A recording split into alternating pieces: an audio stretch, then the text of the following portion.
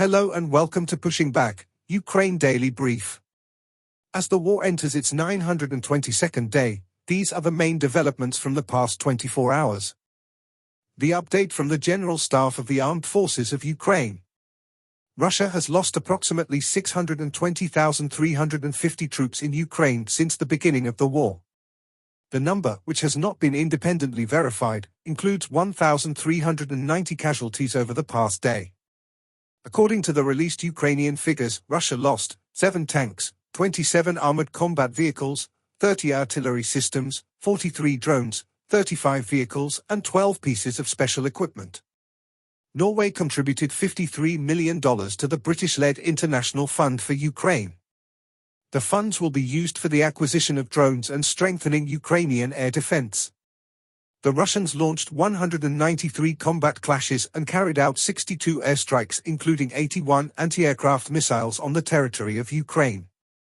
They also used 555 kamikaze drones and carried out 3,000 attacks on the positions of Ukrainian troops and settlements using various types of weapons. In its latest intelligence update, the Institute for the Study of War. Russian forces struck civilian infrastructure and a military educational facility in Poltava city with 2 Iskander-M ballistic missiles, killing and wounding a significant number of people, as part of a wider strike series on the night of September 2nd to 3rd. The wider impacts of the Ukrainian incursion into Kursk Oblast on the war and any envisioned diplomatic solution to the war are not yet clear, and assessments of these impacts are premature. Attempts to assess the impacts of the Ukrainian incursion at this premature stage will likely come to partial and inaccurate conclusions about Ukraine's ability to change the trajectory of the conflict and the Kremlin's appetite for peace negotiations on acceptable terms. Reuters reported that the US is considering providing Ukraine with long-range joint air-to-surface standoff missiles, but that Ukraine would not receive the missiles for months. Russian President Vladimir Putin concluded his trip to Mongolia by signing agreements that strengthen bilateral economic ties and trilateral energy relations between Russia, Mongolia, and the People's Republic of China.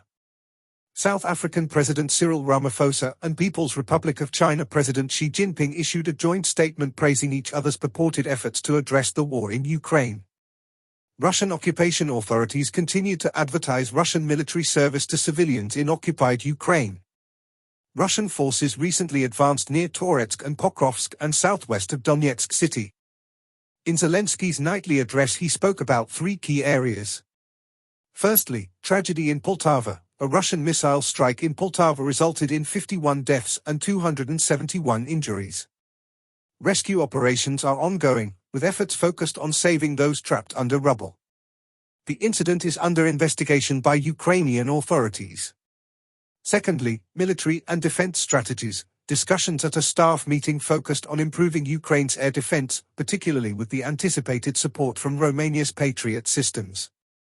The importance of long-range capabilities to counter Russian strikes was emphasized, along with ongoing efforts to enhance drone effectiveness on the battlefield. Lastly, governmental and strategic reforms. He highlighted the need for strengthening government institutions, with planned personnel changes and a focus on improving cooperation with NATO and the EU. Emphasis was also placed on enhancing defense production, countering Russian propaganda, and deepening relations with Ukraine's global community. Thanks for following today's updates. Please don't forget to like and subscribe for more content. We'll return tomorrow with the latest news on the ongoing conflict.